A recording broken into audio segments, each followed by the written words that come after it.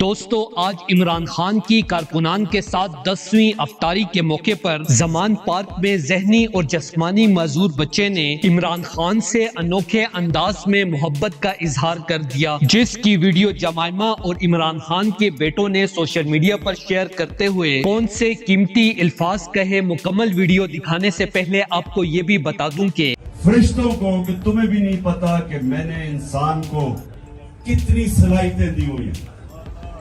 مشکل اور مسئلہ یہ ہے کہ ہمیں بھی نہیں پتا کہ اللہ نے ہمیں کتنی صلاحیتیں دی ہیں۔